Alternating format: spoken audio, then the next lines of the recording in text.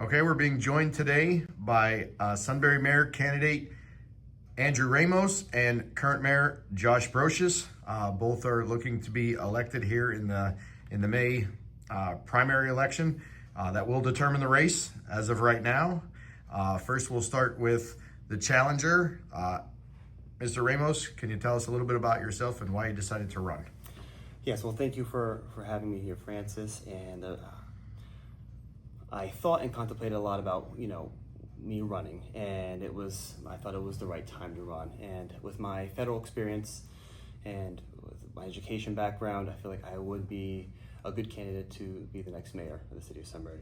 From a single mother living here in Sunbury, moved from New York, 34 years old. I lived here my entire life, and I love the city, and I want to see it grow, and I want to see it improve. That hard work and discipline that my mom has in her, she's instilled that in me, and I feel like I can do that same for the city. My federal background, I think, will give me the edge to kind of lead the city forward, and that's why I want to run. And current Mayor Josh Brosious, you're seeking re-election after your first 4 years in office. Well, like I said, I want to rerun here again to continue on what we have built here as a council over the last 4 years. We got a lot of things accomplished. We built the police department, got them into a new building, and we're continuing many different infrastructure projects throughout the city, and we have a lot of momentum moving right now. So I just want to continue that momentum going here, working with council, the businesses, the citizens, that just keep Sunbury moving forward, because we have a lot of potential here in Sunbury. We're slowly tapping into that. I just want to continue doing that. We have great assets here, such as the ice skating rink, the only one within 50 miles. We have a river that not many people have. We have all these great assets here in the city of Sunbury. I just want to continue doing that.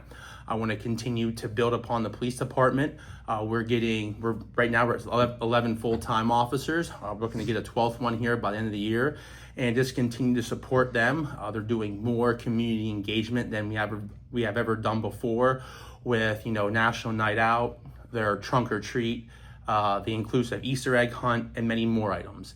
Over at City Hall, we do more to, just to try to people get in the door, so they break down that barrier, feeling uncomfortable. We do the hallway of treats to get the kids in there to see that, hey, government is not bad. It's a welcoming place. We're here to serve the people, and that's what I want to continue to do, to serve the citizens of the city of Sunbury.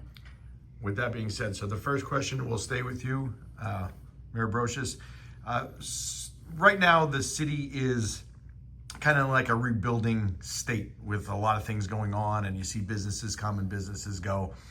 Everybody that has run for, whether it be city council or whether it be for mayor, has said one of the biggest things is the economic development in the downtown, and nobody has seemed to accomplish that as of now. There are some businesses that come and businesses that leave. So what would be a new approach for you to try to get businesses to come downtown? I think Sunbury has to be a destination. We have to have a draw of people coming to Sunbury on a regular basis to either A, support the local businesses we already have, or to show business owners who want to start a business, hey, there's a large influx of people coming to Sunbury on a regular basis. I think that's how we continue our economic development. And we have the assets here. We just have to put in the work to utilize them. As I said earlier, we have an ice skating rink. It's the only one within 50 miles. We need to utilize that, not just only for the 4 or 5 months that it's open, but how can we utilize that more? We have Bucknell, we have Susquehanna that play there. How do we capitalize on them? If it's the only one within 50 miles, I think we should be looking into getting grants to build an additional ice skating rink so it's open all year round, because that's recreation. When people go places, they want things to do. So I think that's one way. Another way is our river. You can't move the river. People do not have that in their community. So we got to utilize the recreation of fishing, kayaking, boating, having races on the river, because when those people are coming to town, they have to eat. They need places to stay. And by having those influx of people, I think that's how we continue to support our local businesses and get more businesses in, by getting a draw to the city of Sunbury being a recreational destination. Mr. Ramos, you obviously have worked on the federal level with these kind of situations in various towns across Pennsylvania. So what would be your plan? And again, seeing that many people have tried to revitalize downtowns, Obviously, a lot of people, when you go around in here, you'll hear about Lewisburg or Selinsgrove or places like that, yet Sunbury kind of just stays off the map on that. So what would be your plans if elected? If elected, what I would really focus on is infrastructure. Right now, we have a lot of key issues that are going against us. Blight, and that's what's number one when it comes to business starting. So if I had to purchase the space or if I'm renting the space, I want to make it my own. And if we have dilapidated buildings, our buildings are in blight, then it's going to cost more for them to get up and running. So a way to kind of get investors here, businesses here, is to say, hey, maybe we can make it, by making it easier, is by abatement. Maybe over the course of 5 years, as you increase the tax burden so they can kind of reinvest, their monies that they make, their profits, back into their businesses to stay long-term here in Sunbury. Whether it's downtown, as investors for real estate across the city, that's what I would do, is make it easy for them to come into the city, to stay long-term. And hey, it just takes one niche business to kind of start bringing people in. So, and there's plenty of businesses out there. People have ideas. So we just have to be open to working with these investors. And what I've heard previously is it's not easy to work with the city of Sunbury, code department and whatnot. And I want to make it easy. I want to be a partnership with these investors and not-for-profits to kind of boost Sunbury, to get the word out, to say, hey, we're open for business. Let's work together. Let's be a partner, and let's turn this potential into progress. Do you agree with that about being hard to work with the city? I mean, I have to disagree with that because we're not here to keep businesses out. We're not here to keep citizens away. Yes, there are things that businesses have to do. They just don't have to do them in Sunbury. They have to do them everywhere.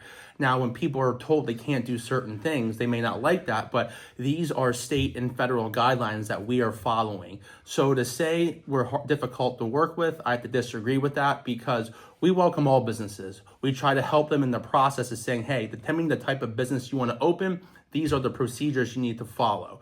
So I disagree that we make it hard for them. I'm just saying these are policies and procedures and laws and ordinances that are everywhere. We just need to enforce them because it goes back to being safe. We have to make sure the businesses is safe, the properties they're going into, and also that the citizens and the patrons are safe when they go into those businesses.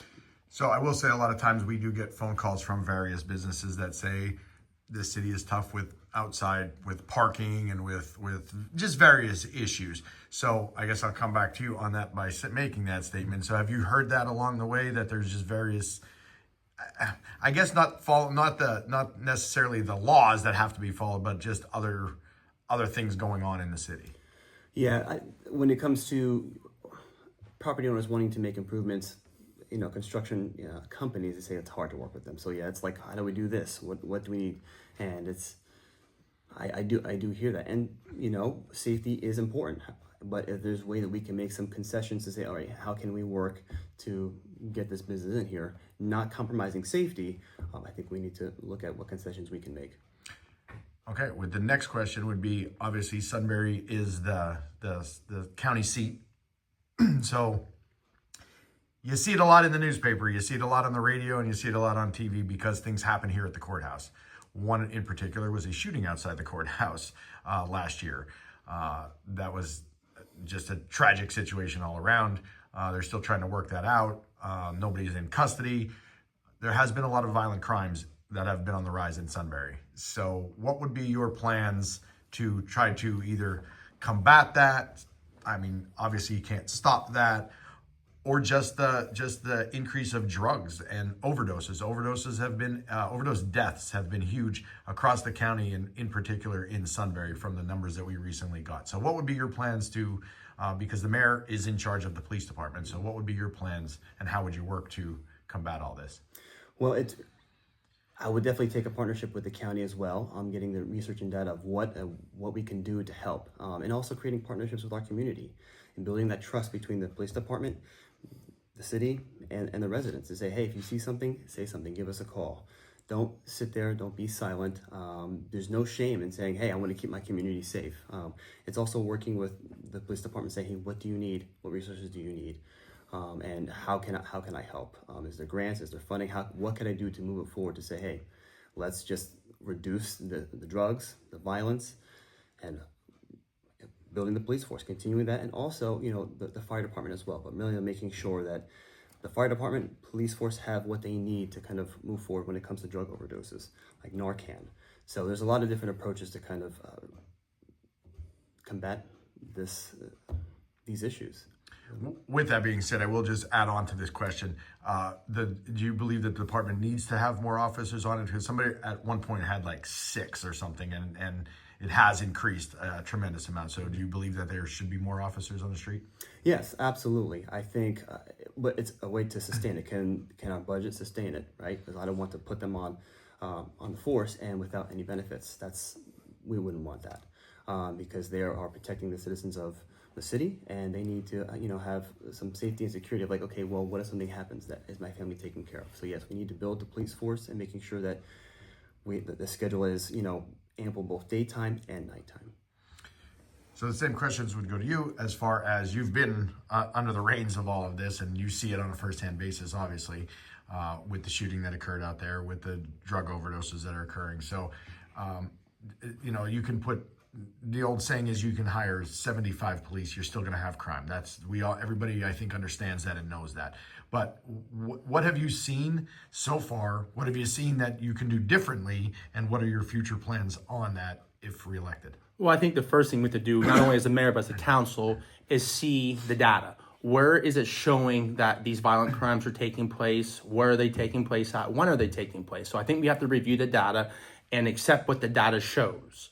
And then once you see that data, then you can make sound decisions. I mean, I'm engaged with the police department, with Chief Bremergen on a weekly basis. I mean, not just only him, but all the officers getting out there, doing ride-alongs, to seeing what their issues are, and then relaying those issues back to council. And going back to manpower, yeah, sure, right. We could have 100 officers out there. Crime is always going to be there. But it's about strategically, hey, where are our issues? And with our current police department, we work with many other local agencies through other municipalities, the state police, the FBI, to combat these crimes that are happening in Sunbury. If you could see the criminals, the drugs, all these things that are taking off the streets, they are making progress. Now, is it ever going to go away completely? No, it's impossible. It's never going to go away, but we can slow it down, and we are slowing it down. And it goes back to going back to working with DA O'Donnell, the magistrate, the county, working in a good working relationship, saying, hey, how can we help you? How can you help us? It's about having those open lines of communication. And, I do believe we do need more officers on the streets, because when these major instances do take place, these officers are doing many, many hours of investigation work. We need to have other officers ready to step in and do the normal day-to-day calls, because it's not fair to the citizens that they may be put on the back burner because we have major instances. We have to support the police that serve our citizens. Next question, we'll stick with you on this one. This is a big one to everybody, because it's been a forever long question here in Sunbury, and it's been a forever long no one knows type of answer. Celotex. So obviously under you, there's been many different options that have come up.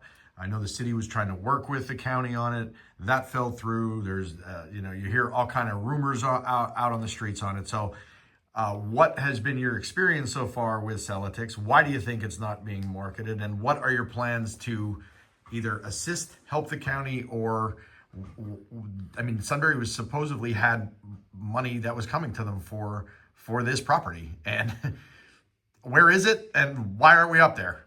So first of all, people understand the Celotex lot, that is owned by the county. It's not owned by the city, because many people think it's in the city, it's owned by the city. It's not. It's owned by the county. I think the biggest holdup, in my opinion, is that we got to be able to know what type of businesses can go on that location. You hear many things. Oh, it's polluted. It's not polluted. Well, I heard this. I saw that. We got to put the rumors to bed and find out what exactly can go on that property. Once we know what can go on that property, I think it makes it easier for the city and the county to advertise it out. Because right now we're just taking shots in the dark saying, well, this could happen, this can't happen. We have to put those rumors to bed. Now, I know there's a good working relationship with the county, with Councilman Savage working for the county, Councilman Iser having a good working relationship with Commissioner Sanchez Catano and the other ones. But we have to figure out what can go on it. And then once we figure out, then I think we can advertise it out, because that is 23 acres, more than that.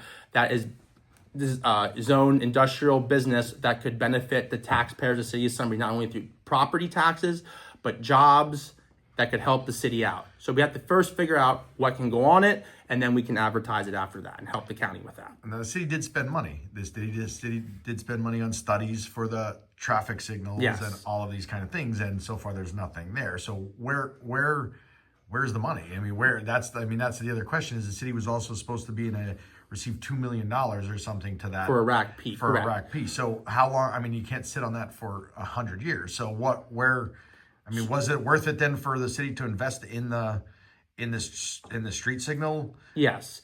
Going back to that, it was important for the city to invest in that traffic study for possible intersection to get into the lot, because the biggest issues we've had working with the county and working with people who are interested, there's no really good access to the property. So we had to get that done. So that was ready to go. So if a business is interested in investing, the entrance wise, oh, hey, here it is. It's laid out, ready to go, approved by PennDOT. Now, going back to the rack P, I don't know all the details on that without looking at the paperwork, but I do know we did put in for an extension for the rack P, so it's still out there. And like I said, once we figure out all these unknown questions, then we could tap into that rack P for an investment for a business or multiple businesses. With that being said, you've worked with all of these rack Ps and stuff like that. So what is your take from now coming into this realm of attempting to become the mayor on Celotex and the money that was spent or the money that is sitting out there? It's I think is we have to make sure that the infrastructure is there and sound. We don't want a business going in and not having the updated infrastructure, water, sewer lines, or whatever the case may be, and it failing. And that is an eyesore, and even though it's owned by the county, but it's, being in the city, it's an eyesore. So as we look to improve or develop that site, are we going to have fun with doing that? And the idea, I think, what can be developed in that site is more, it's nothing residential from my understanding, it's more commercial. So my first thought was, what about an indoor, outdoor, racing go-kart, business? And that would be great, that would be perfect.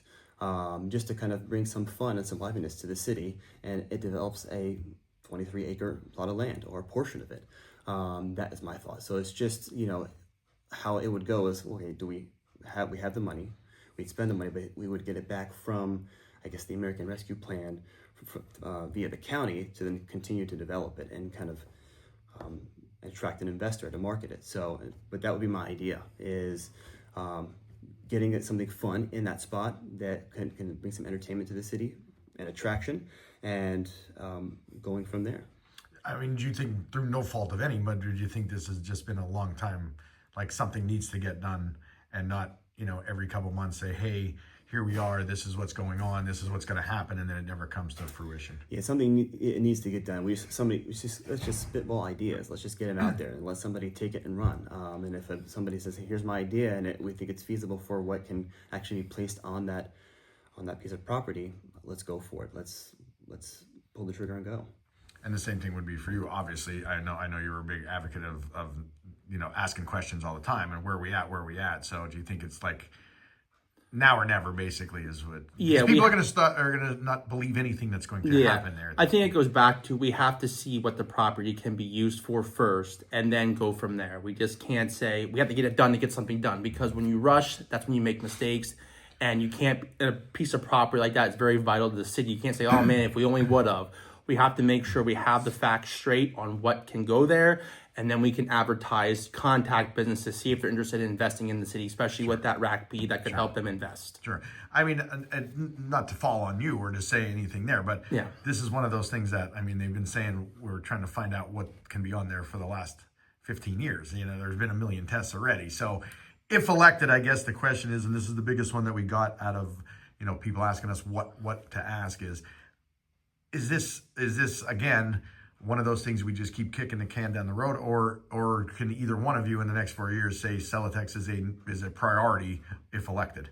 Yeah, I agree. It is a major priority, but it goes back to we have to work with the county. We have to have a good working relationship, and they have to be open to say, all right, hey, we got to get something done here, because it's not only a big asset to the city of Sunbury, it's also jobs, revenue back to the county as well. So, the county owns it. We have to work with them, and they have to also want to take priority on getting that property developed into something that's sustainable long-term for everyone involved. Yeah, it's you guys. Yeah, is it a priority? It definitely is a priority, and it's really starting a partnership with the county to say, hey, how can we move this forward? What do we have? Has anybody reached out to you? How can we get this across the finish line to get this developed and moving forward? All right, we'll go back to you because you have been working with the code department before, and you were with the streets department before you became the mayor. With that being said, what are your first current thoughts on the streets in Sunbury, which obviously I'm sure you get a million complaints on right now, and the blight situation in Sunbury? That's one of the other biggest questions that I hear it just attending council meetings. You'll hear it from people all over the place about this house or this property or this property. So with that being said, you obviously have been in the chair sitting there. What are your current thoughts on what needs to happen, and what will you do if elected and can assure that this will happen? Well, going back to the streets, I was in charge of the streets for 2 years, also worked there when I was in high school and in college. So I do know those guys down there, and I say they are great workers. They're very dedicated to the city, and they go above and beyond. But it goes back to, they need more manpower down in these departments to get the job done. I mean, they are working 5 days a week, 40 hours a week, as hard as they can. But once again, the work never ends, meaning that, once you get done with something on Monday, you're back doing it again on Friday. So they are working on that. And going back to the condition of the streets, we know we get liquid fuels. We try to set money aside to pave streets. But once again, there's only so much money, and it can only go so far. Now, we try to spend taxpayer dollars as efficiently as we can, and we try to get, the priority streets done. Now, I know there's a lot of people out there that have smaller alleyways, smaller roads, and we will get to them. It's just going to take time, because the paving streets, it's not $5,000-$10,000. It costs hundreds of thousands of dollars to pave streets. And we have, just our main streets alone, we have over 38 miles of streets. That doesn't even include the alleyways. So there's a lot that needs to get done. Now, going over the code department, I do have to say, Councilman Barnhart, when he came in a couple years ago, he took the bull by the horns. They did not have good leadership. It was, just status quo, and he came in there and took the bull by the horns, and he's engaged in that department. Before, in the past, there wasn't a very good relationship with the police and the code. That's changed. They talk regularly on different types of properties when they're all out and seeing things. And I know the one thing that the city has passed is the commercial inspections. They get into these commercial buildings to make sure they are safe for when businesses do want to go into it.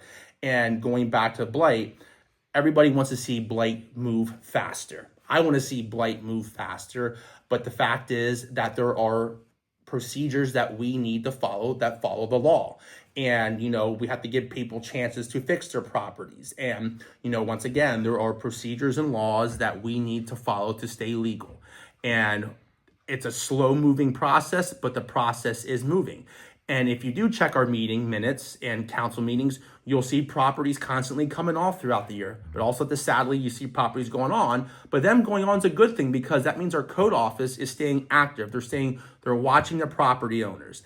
And I know right now it's the busy time of the year. Grass is going to start growing. People aren't going to cut it. And sadly, they're going to start getting cited. And, people aren't going to come in and say, I'm happy I got cited for my high grass or my garbage. They're not going to say that. But when you're hearing those complaints, it's a good thing, because that shows how engaged and active our code office is. So I believe both departments are doing well. Could they do better? Yes. We always have room to improve, and I believe Councilwoman Martina and Councilman Barnhart are leading those departments, and they're looking to improve them to be more efficient with the taxpayer dollars. With that being said, and we'll get to that, I should have added this in as far as the redevelopment authority. As the redevelopment authority in the city, there's it's supposed to work hand in hand with everything. How is that going as far as, I know there's sometimes a lot of questions that a redevelopment authority gets a house. What happens after that? So just recently, I believe it was either the end of the year in 2024, early this year, we sat down with Blight, the RA, the city, to make sure everyone was on the same page on the processes, how properties go from going on the Blight list, going to RA, and then coming off. So I think that was a good step in the right direction to make sure everyone is on the same page. And it's like everyone in the city of Sunbury. We like to see these properties get cleaned up faster, but we can't. There are procedures, there's laws that, have to give people timelines. and we are adhering to these laws and these timelines. But, as I said before, there are properties constantly coming off, which is a good thing because, the homeowners are taking responsibility and fixing them. But at the same time, there's ones going on because our code office is being active and making sure people are being held accountable. It was a lot all at once for you, if you remember. So we're going to start again the same thing as far as the blight, the city streets. Well, I just, a good portion of our population does complain about sidewalks and streets. One in particular is Packer Street. It's a lot of potholes, and say what's going on. So question is really, are we working fast enough, efficiently enough with city taxpayer dollars to improve the streets that are needed? Are we looking at the appropriate grants that we can get to move the process along further? That's looking at the population that walks. I mean, we need the proper infrastructure here. If we are requiring the residents to maintain their sidewalks in the wintertime, and if they have to mow like in the summertime, we had to provide good sidewalks and infrastructure for them to make it easy for them. And it's also developing a partnership with them. Say, hey, here's what's going on. We need to fix this. You'll be responsible. What do you need from us to kind of get this across the finish line for a new sidewalk for you need, or the streets? What are we doing in our power to move forward to improve our infrastructure? It's important. When it comes to blight, what I hear is that sometimes people believe that code is just more for a power grab, and I think it's getting over building a relationship with the current homeowners, saying, hey, this is not a power grab. We're just really trying to improve the facade of the city and making sure that residents have a safe place to live. So it's really building that partnership with code office and city residents and city investors and homeowners to say, hey, this is what we want, this is our goal, and there are timelines. We can't just encroach on another person's property. So there's processes and procedures, but it's just really starting that relationship with them to kind of say, hey, can we get this done in a faster timeline, as opposed to, well, it's a power grab, with what people have said. So. And as far as the redevelopment authority, what's your thoughts on how that partnership works, as the houses progress forward? I've worked with the redevelopment authority once or twice, and it's a partnership with the city. It's when it comes to getting these properties and saying, hey, here's our reserve. The authority has to make money, but it also has to be beneficial for the city. Say, well, what are you going to place here as a duplex? Because there are some rules behind what they can do, but it's just building that partnership and getting the investors there. Because some people will say, hey, if I can get it for a cheap dollar and I can build a nice, safe place for somebody to live, duplex, or build a business here, then I'm going to do that. It's just starting the partnership and getting those rules and regulations in line so they know where to go. Perfect. And we tried to nail this down to the top questions, because I know there's a million, and I'm sure you expected a million. The last question I'm going to ask you before we wrap it up would be, this is the big one. So obviously everyone knows that Northumberland County is going under a reassessment. What that means is that it will reset your clocks a little bit, and you will now be able to do some things that you couldn't do before, and one of them would be to raise taxes. That's obviously what is the concern of a lot of people. So I'll start with you, Mayor Brosious. You know all about it. You will attend all the meetings on it, and you will get questions from everybody in the city on it. So just because the reassessment happens does not necessarily mean that taxes will go up, but it will give you the power as one vote on city council to raise taxes for some of those projects. So what would be your stance on that, no matter what happens here in the next 2-3 years? Well, first of all, on the reassessment, I'm against raising taxes of the city of Sunbury citizens, because we have not done that in the last 5 years that I've been here. I don't plan on doing it in the future. So for me to raise taxes, it's not going to happen. I do not want to do that to the citizens of Sunbury. As a governing body with 1 of 5 of the other council people, we need to do better with taxpayer dollars. We need to be more efficient, and I believe we are doing that, because over the last 5 years, we have not raised taxes, and we have been so efficient with our money for the first time ever since I came on with council and mayor. We actually have money set aside for a rainy day fund. When we did the stamp program, they recommended, I believe it was 18%. We're shooting for 20, and we're on our way there. Is it going to happen overnight? No, but it happens by being efficient with taxpayer dollars. Every year we have our budget. It's the ugly time of the year. No one wants to do the budget, but we have to do it. And it goes back to, we have wants and we have needs. we get our needs done first. We don't always get the wants. And that's what has saved us as a council by, not always getting the wants. If it's not within our budget that we have now, we don't do it. It has to wait. Or we have to go out there and be getting grants to cover what we need. And we have done very well so with getting grants. There was an article in the paper you did the other day about how much grant money has flowed into Sunbury over the last few years with our street projects, our different building projects. So that's how we have become efficient with taxpayer dollars. And I'll continue to do that with your taxpayer dollars because it's not my money, it's your money. And we have to be wise on how we spend it. And we have to be transparent with it as well. You have every right to know where every single dollar is going, and it should be accounted for. And I'm all for transparency when it comes to taxpayer dollars and being efficient with them. So reassessment wouldn't be the reason to raise taxes. You would be against that, but do you think totally against it? But do you think there's going to be a time here in the next couple of years where things have to? Happen? Eventually, yes. Everything is going up. Everybody knows everything is going up, but we are trying to, for lack of terms, kick the can down the road as long as we can without raising taxes because we need to be efficient on how we spend your money. We got to be applying, if we can save money by applying for grants to keep taxes from raising, that's what we need to do and continue to do it. And also have a strategic plan going long-term financially with all our projects through every department and also setting money aside within our budget so we don't have to raise taxes. I would not plan on raising taxes. The goal would be to develop downtown and get businesses in to kind of raise the income of the city. So we wouldn't have to raise any taxes. Fiscal responsibility is a priority of mine, making sure we are smart with taxpayer dollars, that they are not being ill spent, and that if they are ill spent, that holding those accountable, being transparent. But raising taxes would not be on my agenda if I am elected mayor. It's really bringing businesses in to raise the income of the city. With that being said, like I asked Mayor Brosious, in the next couple of years, obviously you have employees in the city that are trying to get up to where other places are, and it's just sometimes it's impossible to do without doing that. So do you see down the future or in the future taxes being raised if no businesses come here? Obviously with the loss of a couple businesses here, the hospital being one, you lost a lot of tax income coming in. So do you see that happening down the road?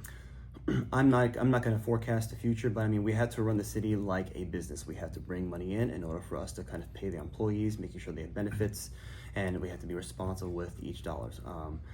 And that starts with having a rainy day fund, saving from at that point, and then from there we could say, all right, are we investing in our labor force? But also we have to attract businesses in to raise the income so that we can pay them more competitive wages if we have the ability to, and going from there. Perfect. So with that being said, we thank you very much. I'm going to give you guys a couple minutes now to wrap up and say why they should cast their vote for you. So we'll start with Mayor Brosious. Well, first of all, Francis, thank you once again for having us. Thank you to Delia for doing this because it's a great way to get people informed through social media. But as I said before, I just want to continue on what we built on as a council. Like I said, I couldn't do it alone. I'm one of 5. We work together to get a lot of things done. As I said earlier, we haven't raised taxes. We're putting money aside in our rainy day fund. We have built the police force up to 11 full-time officers when they were down to 6 a few years ago. We're looking to hire another full-time officer this year. We have invested in our infrastructure with Reagan Street. Susquehanna Avenue is going on now with Packer Street starting here soon. We have a lot of great recreation going on in our community. All these things got done by working together. Now, are there going to be debates? Are there going to be arguments? Yes, there are going to be. But we still got things accomplished. And that's my goal, to continue to accomplish things as your mayor.